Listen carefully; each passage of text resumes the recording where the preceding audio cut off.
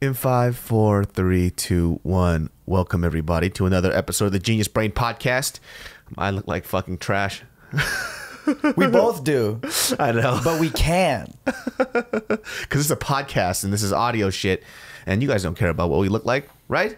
We even look like this on a regular basis, though. So this is pretty much my everyday get up. This is my wedding attire. This is my funeral attire. This is my job interview attire. But that's kind of the reason why I like working for myself.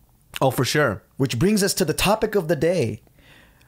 Owning successful online businesses or just businesses in general. You know what's interesting? When I was younger, I remember I was so adamant about being a business owner. You didn't want to be a business owner? I think it's because that's what my dad wanted me to do. And so anything that he told me to do, I wanted to do the exact opposite. So he would always say stuff like, David, I see you since you were a little baby. I know you're going to be a good businessman. And I'm like, you don't know me, dude. I don't even like businesses. The next thing you know, we're all like co-owners of like 4 or 5 of them. Did you think a businessman was someone in a suit?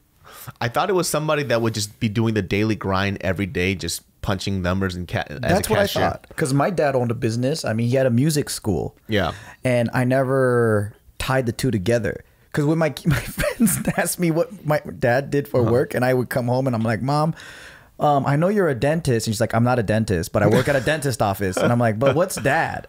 Because he just always plays on the piano all day. But what does he do for work? That's why his dad's such a loser. So she's like, oh my God, my son is stupid. she's like, you don't know that your dad is doing this for work? Like he's teaching music. Yeah. And I was like, what? You could teach music for work? Yeah. That's the funny thing too, because you know what's interesting? My brother, so when we were kids, there's 2 things that happened. So my parents owned this business. And so because we obviously didn't have any babysitters, there was a couple of options. I either had stayed at my grandma and grandpa's place, the apartment that my parents got them. But that only lasted till I was about like 8 or 9 years old. Right. And then afterwards, they decided to take me to work with them. I didn't know that later on. My brother never worked at the store. Oh, really? He barely worked at the store, if ever. So he would stay home with your grandma or grandpa or whatever. Yeah. Or he would, be with his friends on a Saturday, but I would always have to go to work and help my parents out. And I fucking didn't know why. And I used to resent them for it. And I found out later on, this is a very fucked up reason. My dad said that I brought you to work every day because I thought that you wouldn't graduate high school. That's kind of genius, though. So he was like, for him, he was watching out for me because he's like, you're not that smart. So I need to make sure that you could make a living. Because my brother was academically very successful, right? So, I mean, he kind of fucked up towards the end, I think, like his senior year. But other than that, like he was pretty active. He got really good grades. He got into UCSD. And for me, he wasn't sure that I was going to get into a university because he knew I hated school. So he kind of assumed that I was dumb. So instead of explaining to me like the reason why he wants to bring me out so I have a backup plan, he just brought me out and he didn't explain anything at all. I love how he thinks that owning a business is much more easier and for stupid people compared to like working at a job with a degree. Yeah, because I think for him, that's what I was thinking. I mean, I would go, I'm like, what the fuck? Like, why do I? So, I guess for him, he was watching out for me. And then I just didn't want to sell weaves for my whole life, Hair products. Well, at least he would have left you a little empire. I know this one the ghetto ass empire. A little kingdom, Black Beauty Supply Kingdom. Dude, I at a certain point, like, I kind of got fed up with trying to figure out what I wanted to do because I was floating all over the place. But I remember I just told my dad, I was like, well, what do you want me to do, right? And so I kind of followed whatever he said just because I kind of gave up. But I literally thought at a point that after he retired, I was going to take over that store and I was going to make a franchise model of it and build it out. And I was going to change the store's name to like Believe It or Not. Believe It? Dude, that has a nice ring to it. Yeah, or I Believe. I Believe. So I wanted to, I had to add my humor in it somehow, but I thought it would have been a really great marketing tool. I think it would have. Yeah. I think people are so afraid to use humor in marketing because, man, I mean, it's harmless. I would have. I mean, damn, I remember. I Believe. Yeah. I Believe, Believe It or Not. I Believe I Can Fly. I thought of all these like weird names, and for that business too, because it wasn't in a great area. It was a part of like South Sacramento. That's where the store is. It's kind of hood.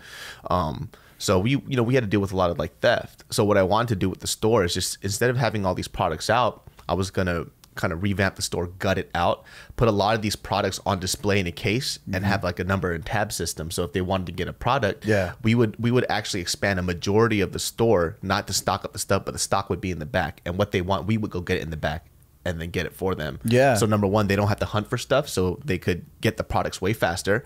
And number two, we don't have to worry about theft. So, and then we could just hire out a couple of people in the back to give us the products that we need based on a number and tab system. And it also helps with the POS. Oh, shit. So that's what I wanted to do with the store originally. That's cool. Yeah. I mean, I think your dad kind of saw that you were more creative and not so academically, like, you know, like that wasn't your thing. Like, same with me. But instead of like, my parents just gave up on me. They were just like, fuck, well, he can't learn. He doesn't know how to even use chopsticks right. My mom told me she gave up trying to teach me how to like use chopsticks and like clean the house and do normal shit. She was just like, he's just special. I think that's the hard part too, is because, you know, it's not even just your parents. I think people in general are just kind of taught to think this way. And so if somebody can't do something that fits within this box, they think that they're full-blown stupid. Right. I mean, and also back in the day too, like, they didn't know that people learn differently. Yeah. Especially if someone has like ADHD or whatever. Oh, like, yeah. They don't know that kids learn. Like, some people learn by doing. Some people need to be actively learning. Some people need to be listening or whatever, right?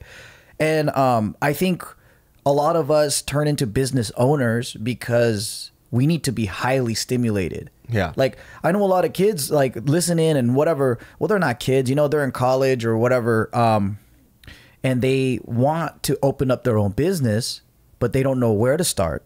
Yeah. And they don't know, like, you know, like they don't have the money to go to a school that has the entrepreneur program. Like, it's expensive. Oh, for sure. And it's like, why do you want to learn how to build a business, but then you graduate with debt already without even starting your business? Yeah.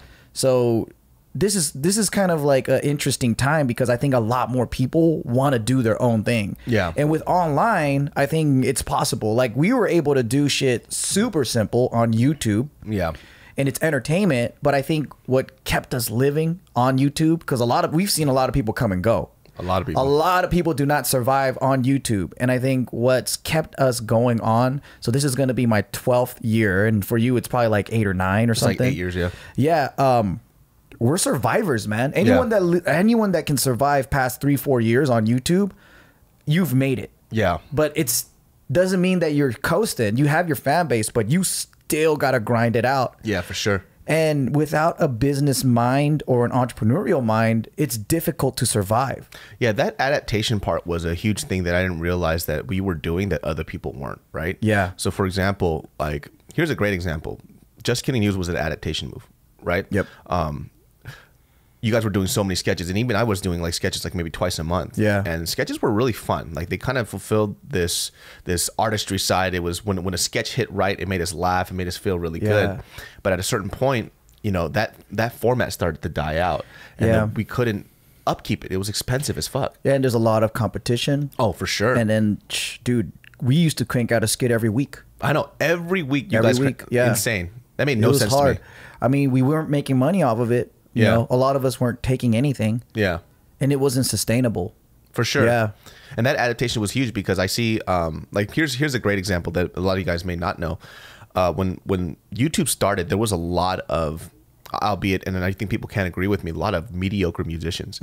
Very mediocre. And they would get millions and millions of views. And the reason why is because the competition pool wasn't that big. Yeah. Right. And so what they did that I see a lot, that I saw back in the day, I thought they were not that great either. But they would get millions of views, and I didn't understand why. And the reason why was the competition pool wasn't that big. And on top of that, they didn't have to evolve or change. And so they kept doing the same type of covers. They started doing the same type of music, recording it on their like little camera phone or whatever. And those musicians, their views started to drop, and they didn't know why. They're like, well, I'm still doing the same shit, but they didn't adapt.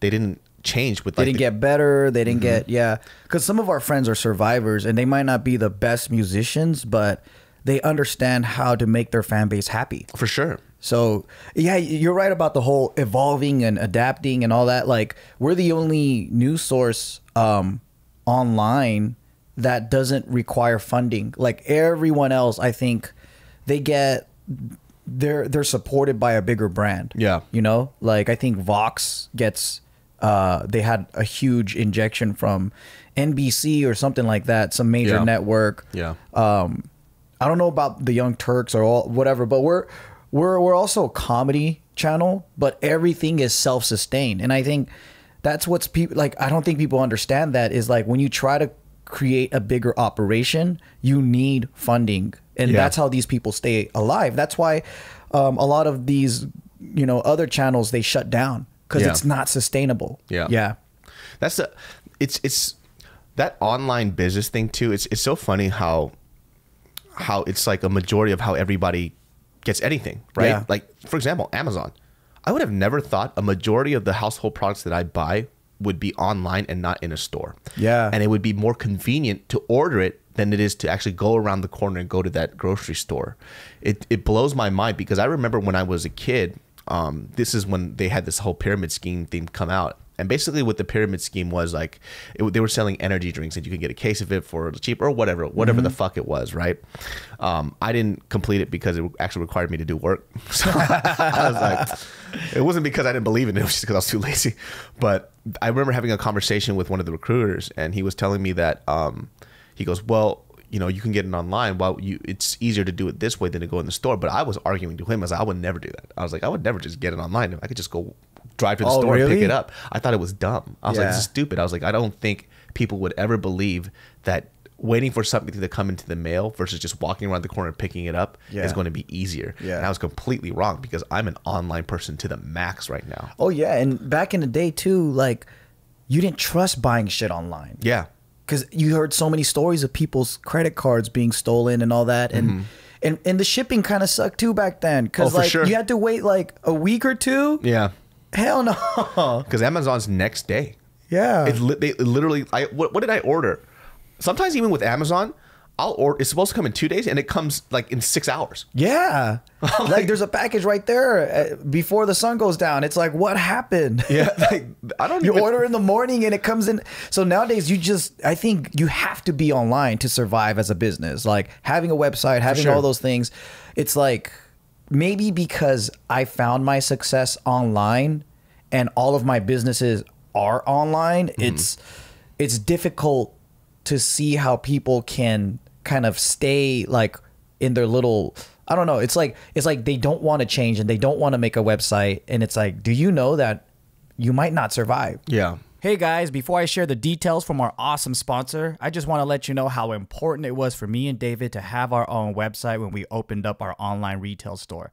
For a lot of you guys who don't have much money to open up a physical store, having an online retail is the way to go. By reaching the worldwide customer base, this gave us a chance to build from very humble beginnings. Now, I know a lot of you guys want to start a business, or if you have your own already and you don't have a website yet, do not get left behind. It is one of the vital tools in growing your business these days, so please pay attention closely. This video is brought to you by Hostinger. Hostinger is for anyone who wants to host a high-quality website for the lowest price possible. So get 15% off all web hosting plans. Go to hostinger.com/geniusbrain and use our coupon code GeniusBrain for your order. The reason why I love using Hostinger is because it's fast and easy to use. The best thing about Hostinger is that it's extremely intuitive. There are a lot of tools that you can equip your website with. A simple click of a widget from selling products or even collecting data with polls. And it's really awesome because today we're talking about online businesses and you can't really have an online business without a website. And you could use this for your store or any type of service that you're going to be providing online. And I highly recommend that you use Hostinger. Now check it out. Hostinger offers a 30-day money-back guarantee, which for me is a customer service bonus. It really allows you to test the product to see if it's something you want to keep and use for your web hosting needs. So if you guys don't like it, you can get your money back as a guarantee. Now remember, you can get 15% off by going to www.hostinger.com/geniusbrain and use the code GeniusBrain for your order. Once again, that's www.hostinger.com/geniusbrain and use that code GeniusBrain to get 15% off your next order. Thank you very much. I think the hardest thing for us, I mean, specifically for us, because when we started So back in the day, I mean, you guys already know this. We had a clothing company called Go for Broke, and I think so. If I'm just going to be like transparent and honest, we knew, like, we're not clothing designers, right? That's not our forte. But one of the things that I noticed is that when people created a lot of YouTubers would create their merch, it would just be merch. Yeah. So it would have a phrase or whatever, which is dope, you know, because it shows a lot of support. But I think what I wanted to do when we started this with Paul was that we wanted to create an actual clothing line that people could wear, that they would really fuck with. And look, we know that the reiteration, a lot of people say this, like, the clothing wasn't as like chic or as cool as some of the current stuff out there, but that wasn't really the point of the brand, right? The point of the brand, for me anyways, and I think I really did represent this, was, you know, a lot of times when we wear clothing, we wear it just because of clout and somebody else wears it, right? But you don't really know what it's about, right? It's meaningless. It's meaningless. Yeah, you wanted something that had it stood for something. For sure. And when it came for that whole Go for Broke phrase, specifically as Asian Americans, it just made me feel good. And I wanted people to feel good, not just because of the way that it looked, but because of what it represented, right? And, you know, I thought a great way to connect with that was through streetwear, just because, you know, people wear t-shirts and hoodies. They just don't know what the fuck it's about, right? So they'll wear stuff that's about partying, drugs, and sex, but most of you motherfuckers aren't really doing that shit, right? Because we're not celebrities snorting coke every fucking weekend. So it doesn't stand for what we believe in. Exactly. And I think what I really liked, or maybe what a lot of people liked, was wearing that t-shirt and being able to connect with somebody saying like, yo, I'm about that life too, going for broke, really going for what you want.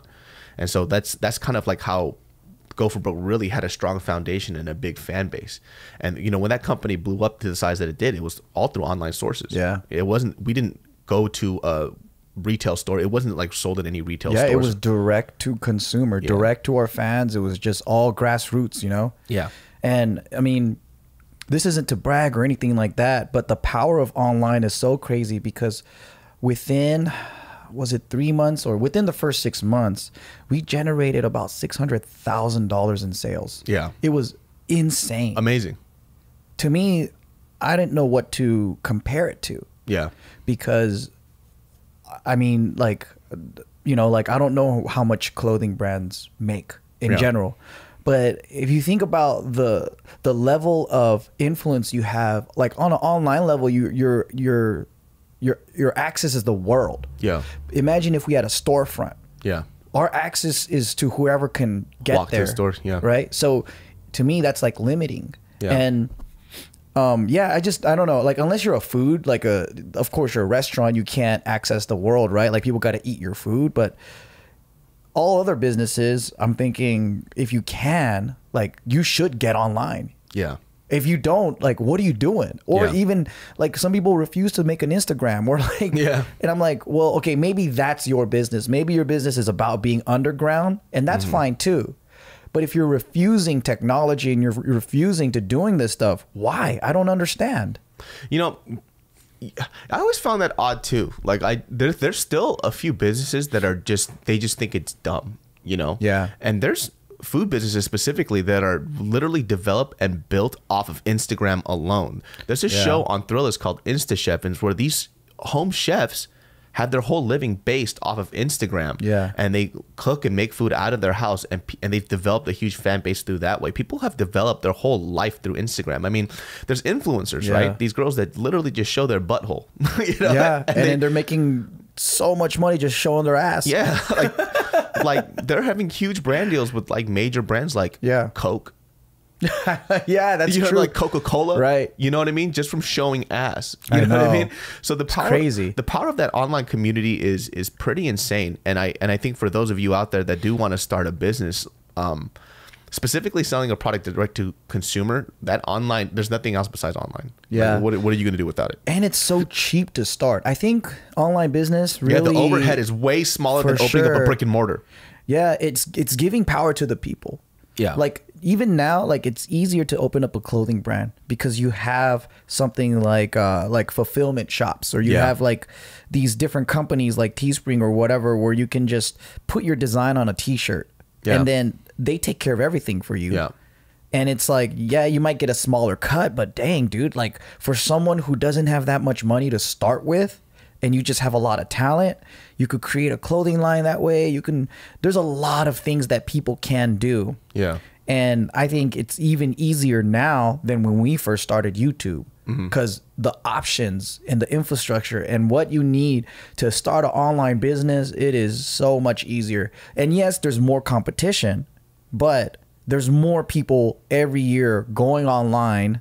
There's more people that are buying things online. So like, do not get, don't get intimidated is what I'm trying to say. Is like, if you have the desire to do it, it's like now more than ever is the best time to do it. Yeah. And for sure too, I mean, we can get into this on another podcast, but there's more to just developing a brand than just to have something taste good, look good, or feel good. You know what I mean? Like there's just, it's a bigger thing. So I feel like with clothing, people, when they develop it, they just go, oh, I want to make something that everybody else isn't wearing. Yeah. Well, that's true too, but there's more to it than that. A lot of people don't buy stuff because they touch the quality of something and they go, oh man, this quality is really great. Well, that's a whole class on branding and marketing and selling products, I think. Yeah. I think some people just want to get their foot in the door. Like, some people are great artists and they just want to, make a comic book or something.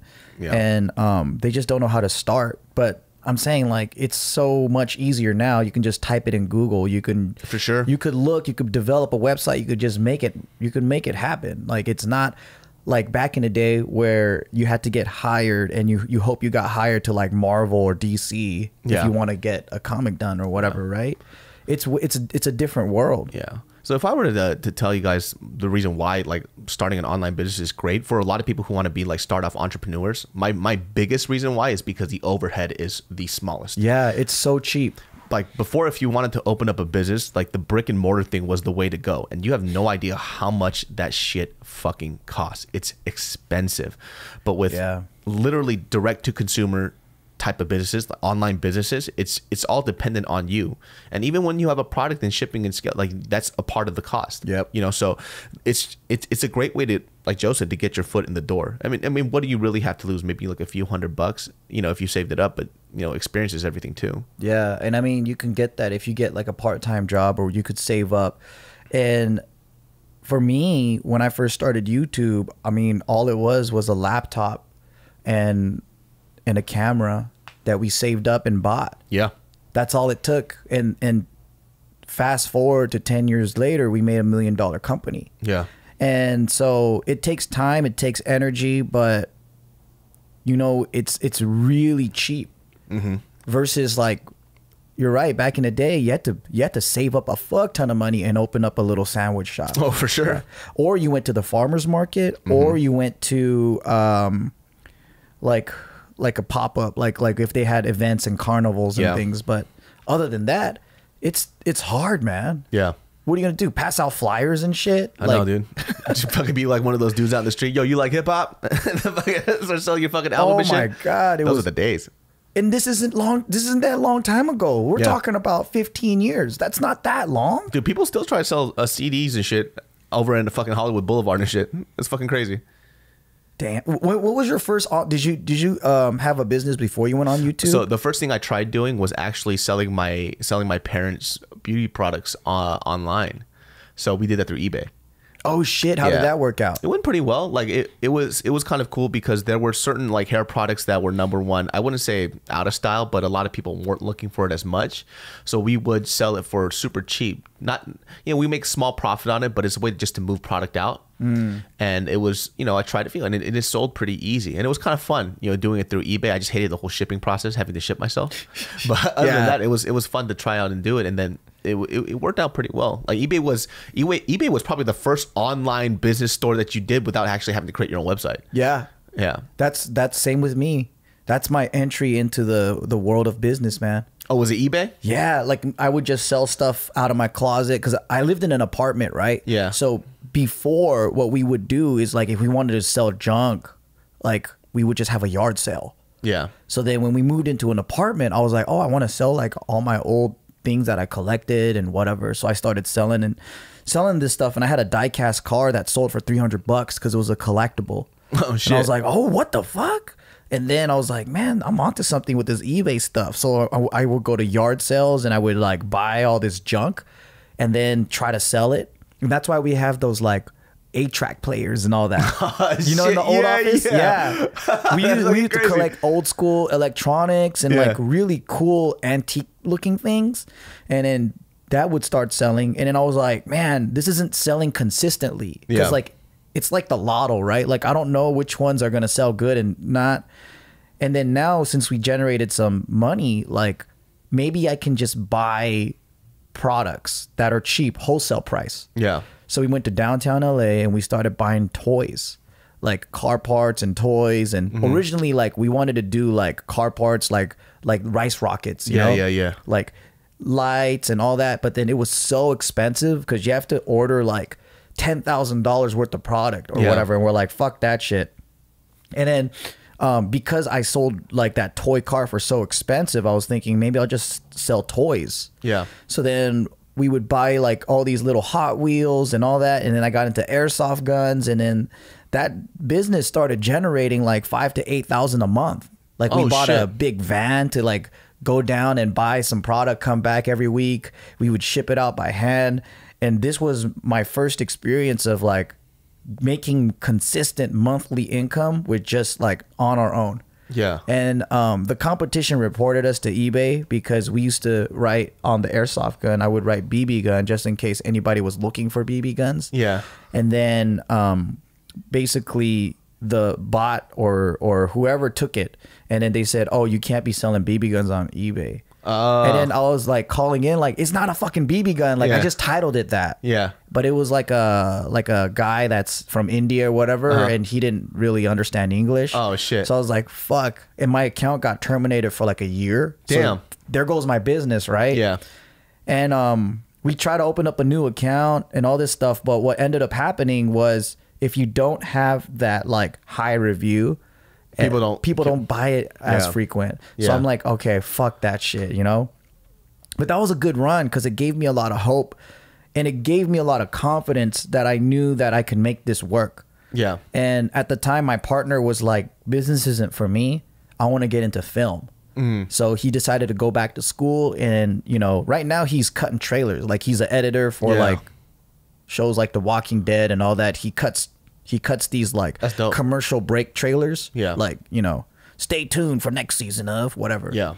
And and I think from that point on, I was like, dude, business is dope. I love like working for myself. Yeah. And I didn't lose money. Like we had a garage full of just so much junk. Yeah. We had a van. We had like, and I was like, yeah, so like, I didn't lose any money. I have an extra couple thousand in my account. I'm like, this is cool. Yeah. That's dope, man. Yeah. That's crazy that you, how old were you when you started that shit? You had to be pretty fucking young. Shit, I was like 22. Damn, dude. Yeah. That's super young, man. 21 or 22. You graduated college at that point? No. No. So I took a break because I started college when I was 19. Yeah. So at 20, that's when I started thinking about business because I read Rich Dad Poor Dad. Oh shit! And then you know my cousin Rich Dad Greg Poor Dad has been around for that long. It's been around since like 1999 or some shit. I don't know. Don't quote me on this. But well, that's not too long ago. When I was 19, I was like it was like 2000 what 4? Yeah. Or some shit. I forgot. Can't do math. But so you know my cousin, he's a CPA, that's a certified personal accountant, that's like a high level accountant. Yeah. Financial advisor, all that stuff, right? Yeah. So after I read the book, Rich Dad Poor Dad, I'm cross-referencing it with him. Cause I'm like, okay, how is this some like bullshit motivational speaker thing or is it real? Cause he knows accounting, so I'm like, so is this how assets and liabilities work? Is this how you know get a deductible and all this stuff? And he's like, yeah, it's all real. And then I was like, did you read this book? And he goes, yep. He goes, it's a good way to kind of get your foot in the door and understand the business world. Yeah. And I'm like, oh shit. So business people get taxed different from employees, and that just spiraled down into like learning so much. And I was like, dude, this is me. Like I love creating my own path. This is fun for me. Like I love things that are kind of risky and I never see it as a loss. I'm like, even at that situation where my business, I think a lot of people would say it failed, but I didn't lose money. I learned so much, broke even, had a few things from it. Cool, move on, you know? Yeah. And I have to say, since that time, I don't think I've ever lost money on anything.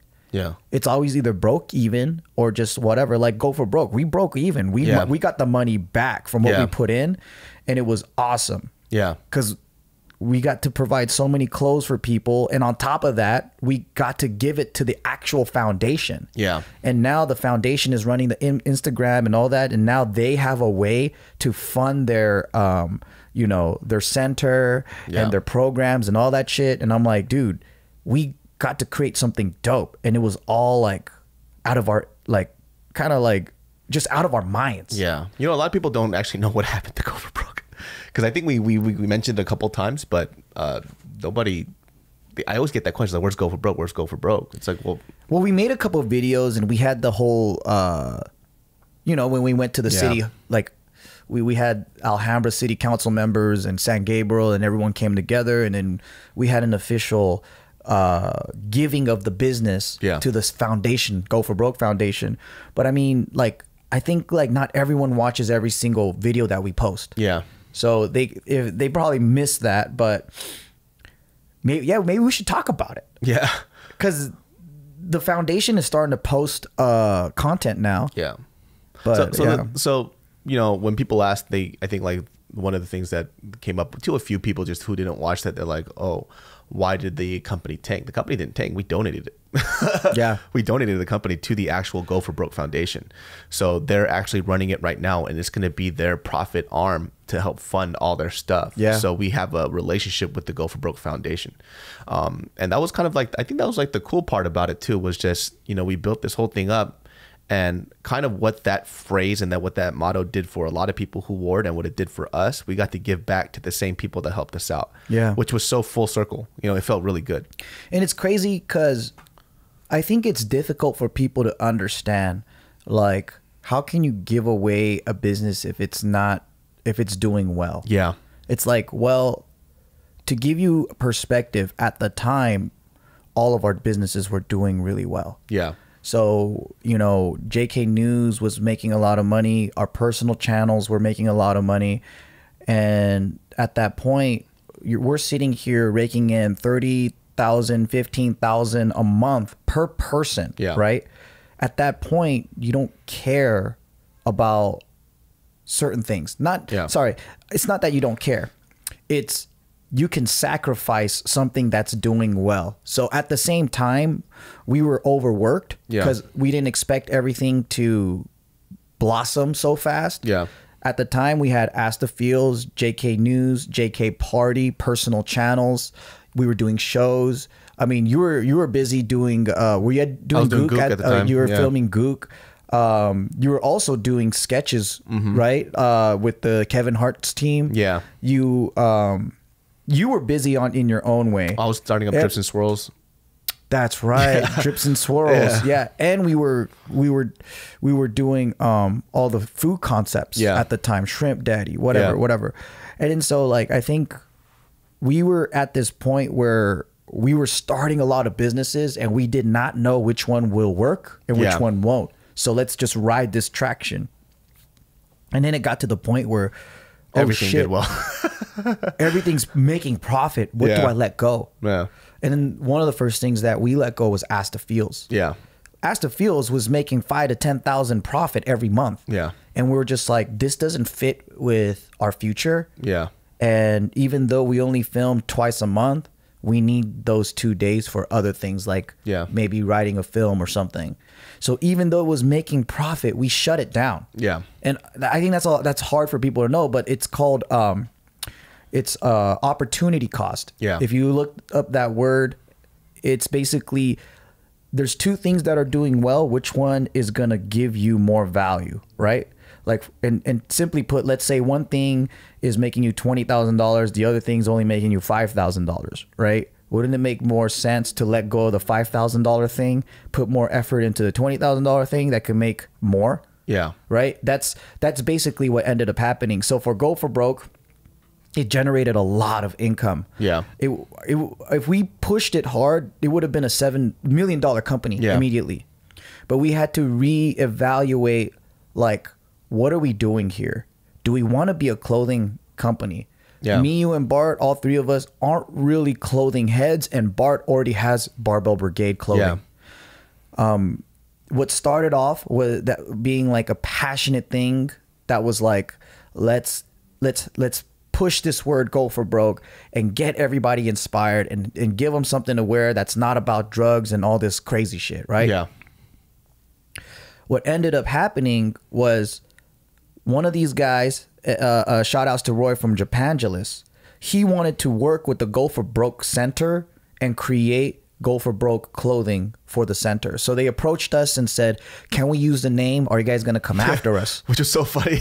It's like, it's your guys' thing. Like, I was like, I always thought that was out there. Like, can we use it? It's like, of course. Like, yeah. And I felt like, what are you talking about? Like, let's do this together. Yeah. Right?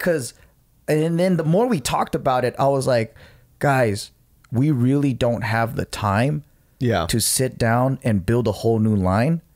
Why don't you take this? Because obviously, like, you guys have some great ideas, and you want to do this without like conflicting, like without the confusion of maybe they build a fan base around this brand, and then they think it's our, I don't want it to be confusing. So it was like, just take the domain, take everything, take our fan base, because we all are here working for the same message, and it's actually something that we can't continue doing anymore. So instead of letting it die off, like let's hand off this torch and let them continue, and then like it could benefit and go somewhere.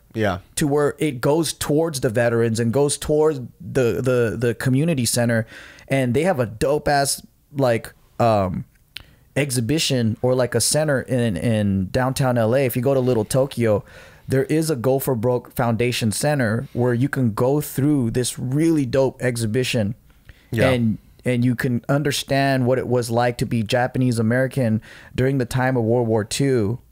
And like you could read all the stories and all the letters and from all the people that were incarcerated for being Japanese American, and then their whole like passion to prove like, yo, we're Americans and all this stuff. It's a great place to go to. And now what we can do is, since we gave this whole thing to them, they can create a business around it, and all the proceeds will go to the center.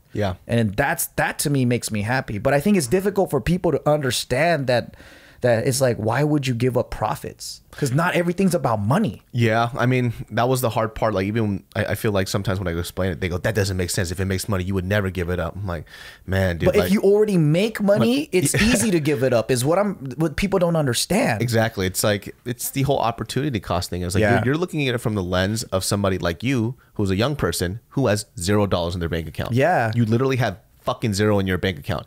That used to be me too. So I would probably think the same as you when I was like 13 or 14 years old. But you're talking to adults who own like 6 or 7 successful businesses. Like we're only one dude. Let me just put it into perspective. It got to a point too, and I think this was like the breaking point for me, was when we went to that Hawaii trip and we slept for 6 days.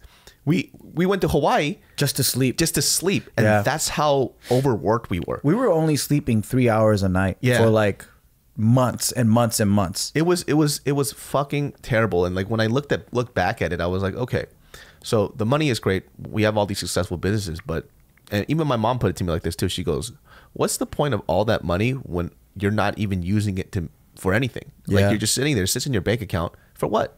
Like you go to Hawaii, you fall asleep all day. Like what's the whole point of it? You might as well just stay at home. I was like, that's true. So it was just like this weird place in our lives where we just there was no work-life balance at all whatsoever. Well, because I felt guilty for slowing down and being tired. I felt guilty because, like that hashtag hustle, like everyone's and we never saw this kind of money ever.